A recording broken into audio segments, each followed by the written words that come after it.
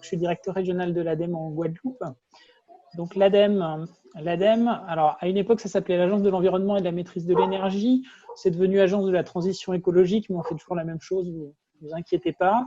On est un établissement public, en fait, qui est sous double tutelle, le ministère de la Transition écologique et solidaire et le ministère de la Recherche, qui est avec l'enseignement supérieur. On a 3 missions générales, en particulier en Guadeloupe.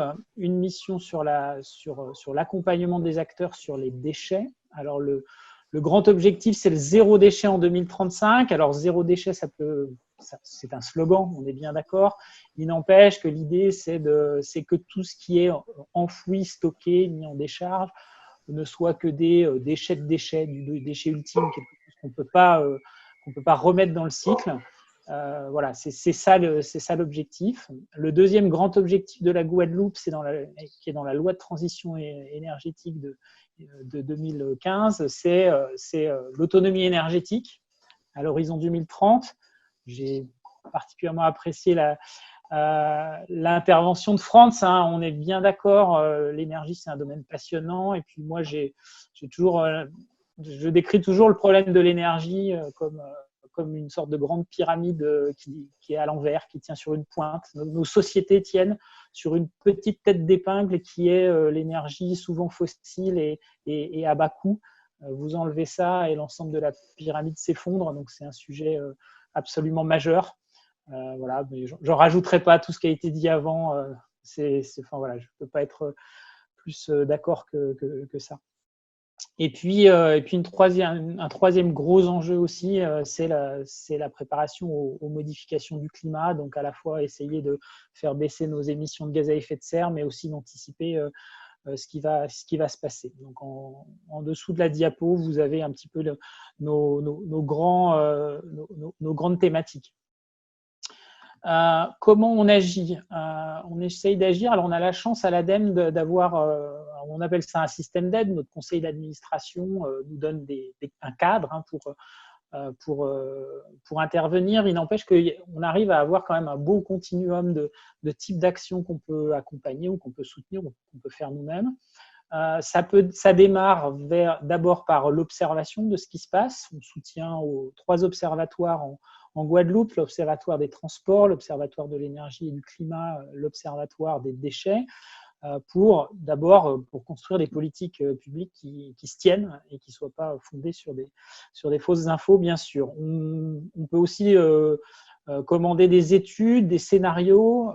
La dernière grande étude, c'était le scénario autonomie énergétique qui est sorti il y a un peu plus d'1 an, qui tentait de montrer par différents scénarios qu'on pouvait arriver aux 100% énergie renouvelable en 2030, sortir du fossile. Et on montre qu'effectivement, c'est possible. Il y a beaucoup de conditions, certes, mais on peut y arriver. Le deuxième volet, c'est la R&D, l'aide à l'innovation. Là, c'est plutôt piloté par nos services du siège, soyons clairs. Il n'empêche, on peut effectivement soutenir cette partie R&D. Et puis, à un côté, on essaye d'être des accompagnateurs, accélérateurs de projets. Donc, on peut soutenir de l'étude préalable sur des projets, on peut soutenir de l'investissement. Et on essaye aussi, alors on est une toute petite équipe en Guadeloupe, on est 12, il y a 3 volontaires services civiques inclus dans ces 12, donc là on est une toute petite équipe. On essaye aussi d'avoir des relais sur le terrain, des gens qui travaillent entre guillemets pour nous, avec des chargés de mission, soit en collectivité, en chambre de commerce, des personnes qui font le relais de ce qu'on fait. Et puis, il peut y avoir aussi, alors là aussi, c'est plus au niveau national, de la communication vers le grand public, sachant que nos aides financières sont orientées d'abord vers les collectivités, les entreprises et le monde associatif. Vers les particuliers, c'est plutôt couvert par des dispositifs fiscaux du type crédit d'impôt, transition énergétique, des choses comme ça. L'année dernière, on a aidé plus d'une centaine de projets et c'était une année faste. On a distribué un peu plus de 7 millions d'euros d'aide. En moyenne, en Guadeloupe, on en distribue 5 millions d'euros à peu près. On essaye de fonctionner en partenariat. On est rarement seul à agir. Des partenariats forts qui sont adossés. Alors, bon, je vais parler, enfin, je vais parler un peu jargon administratif, mais il y a un contrat de convergence et de transformation qui a été signé entre l'État et la région, le département et les collectivités locales. On s'adosse à ce contrat de convergence et donc on agit très souvent, le plus souvent, avec la région, avec les fonds FEDER aussi, fonds européens, avec le conseil départemental et puis aussi avec le partenaire EDF sur l'aspect efficacité énergétique, économie d'énergie. Voilà, on essaye de se coordonner. Et puis, bien sûr, on est un opérateur de l'État, donc avec les services de l'État, bien sûr, la DEAL au premier rang. Ça va presque sans dire. Voilà. Je vais terminer peut-être sur quelques projets qu'on aide pour être un peu concret. Alors, je me suis dit, tiens, je vais prendre, on fonctionne en gros par commission, c'est-à-dire que quand on reçoit un projet, l'ingénieur, un de mes collègues prend le projet, discute avec le porteur de projet, regarde comment on peut l'accompagner, et puis à un moment, s'il y a une aide financière, il y a une commission qui se réunit, qui réunit les services de l'État, et puis certaines personnes qualifiées, et puis on regarde le projet, et puis il y a un vote qui s'en suit. Et puis, je me suis dit, bah, tiens, je vais prendre les derniers projets de notre dernière commission qui date de début avril. Et puis, je me suis aperçu que la liste complète, elle était relativement représentative de ce qu'on pouvait aider. Il n'y a pas beaucoup d'énergie, il y a beaucoup de déchets, faut être clair.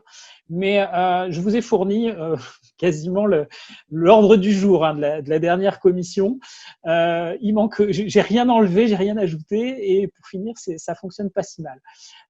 On a aidé un projet dans le cadre de l'appel à projet international sur les sargasses qui a été lancé par la région et qui a été piloté par l'Agence nationale de la recherche.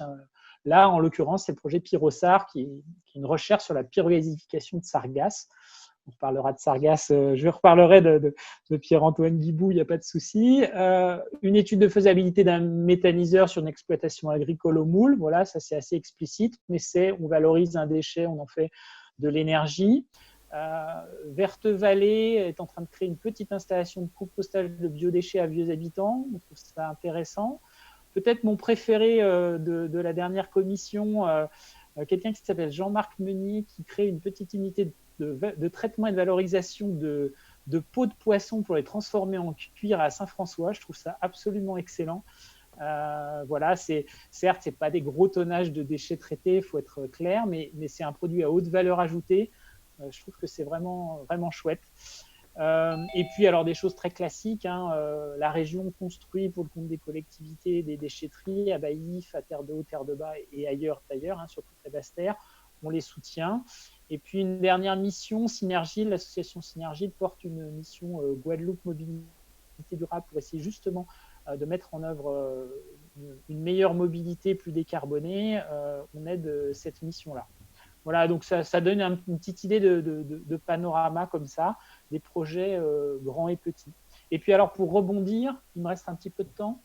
Mon chronomètre s'est arrêté, dommage. Pour rebondir effectivement sur ce que j'ai entendu tout à l'heure, quelques projets. C'est vrai que l'intervention de Valentin Bosque sur les monnaies locales m'a beaucoup intéressé. Je sais que d'autres directions régionales dans l'Hexagone ont soutenu des projets de préfiguration de ce genre de monnaie locale. Nous, ça peut vraiment nous intéresser parce que, effectivement, derrière, s'il y a une dimension environnementale, parce que compliqué, on n'est ni banquier, il faut qu'on reste dans nos missions, mais je pense qu'effectivement, faire en sorte que la valeur ajoutée du territoire ne s'échappe pas tout de suite vers une consommation qui est une consommation importée, voilà, c'est vraiment un très bel objectif. Donc là-dessus, il n'y a pas de souci. On connaît déjà Sargas Project, mais peut-être ils étaient exposants à Sarg Expo. Je sais que Nina Kudenek, ma collègue qui s'occupe spécifiquement des sargasses, est en contact avec eux, mais c'est vrai que au moment où il y a de l'investissement, nous, je pense qu'il n'y a pas de souci pour regarder de l'éventuelle subvention. On ne financera pas tout, loin de là, mais un petit coup de pouce, je pense, est tout à fait possible. Et puis, ce qu'a dit Franz Bader, je le redis, forcément, c'est l'avenir. Je crois que sa démonstration était assez magistrale, donc je vais pas en rajouter. Voilà. Ah, alors, je t'entends plus, Nicolas. Merci en tout cas. Je pense que Nicolas n'a pas remis son. Il avait coupé Exactement. son micro. Exactement, merci beaucoup. C'était synthétique. Et la dernière partie où tu as repris des projets qui sont passés avant, c'est un peu le sujet que je voulais aborder. Il y a beaucoup de gens qui ont des idées. Il y en a plein. Il y en a plein. Beaucoup de gens, ils savent pas en fait qui peut les aider. Alors qu'en fait, en Guadeloupe, on a quand même beaucoup de support, autant en ingénierie, autant financier. Et c'était ça, c'était l'objectif de faire intervenir l'ADEME. Là, justement, c'est pour montrer que bah, l'ADEME, c'est vraiment un bras important pour nos transformations. Et donc, tu as déjà, j'avais prévu des questions, c'était comment on peut aider l'ADEME, tu y as répondu. Quel type de projet? Tu nous as fait tu as fait une petite liste et tu as pris l'exemple de la monnaie locale. Je ne lui aurais jamais conseillé d'aller voir l'ADEME pour parler de monnaie locale. Hein. Ça, là, mais voilà, donc c'est extrêmement intéressant. Et donc, en fait, ma dernière question, et je pense que c'est ça, c'est bah, y a beaucoup de gens qui ont l'impression que c'est inaccessible. Alors moi, je vous connais un petit peu. Et je sais qu'il y a des gens chez vous qui sont à l'écoute. C'est pas, on n'a pas besoin d'avoir fini un dossier avec le dernier point final pour parler avec vous. Euh, donc voilà, c'est comment est-ce qu'on peut vous contacter, quelle est la porte d'entrée, c'est par service, c'est par un guichet unique au niveau de l'ADEME et ensuite ça redistribue. Voilà, Alors, il y a la liste en fait sur le site ADEME, hein, dans la dernière diapo, j'aurais dû la mettre. Donc sur notre site internet ADEME Guadeloupe, hein, guadeloupe.adem.fr, il y a en fait la liste des ingénieurs avec ce qu'ils font. Bon, si vous tapez à côté, c'est pas un souci, hein, il renverra vers son collègue, mais c'est plutôt comme ça que ça se passe. On essaye effectivement même si le projet n'est pas complètement ficelé, on essaye effectivement de discuter parce que l'idée, c'est pas qu'on soit un guichet, c'est plus qu'on discute ensemble et que le projet puisse être conseillé à la fois techniquement et puis derrière, effectivement, s'il y a besoin d'une subvention, on peut l'apporter. Bon, après, on fait avec nos moyens, surtout moyens humains qui sont limités, mais effectivement, et puis à un moment, on vous dira non si c'est pas de notre ressort, si on peut rien faire pour vous et si ça marche pas, hein, bon voilà. Mais l'idée de alors je reviens sur la monnaie locale, effectivement, c'est quelque chose qui est à la frange de ce qu'on peut faire, on est bien d'accord, parce que c'est pas le gros de nos sujets. N'empêche que c'est un sujet quand même très sociétal et à un moment, c'est un sujet de transformation et on peut pas forcément passer à côté aussi de ces sujets-là. Donc, on n'est pas que intéressé par de la techno, le côté aussi sociétal nous intéresse aussi parce qu'on ne peut pas non plus dissocier l'un et l'autre. Hein. Les technologies, elles sont au service des gens, donc les vrais gens dans la vraie vie.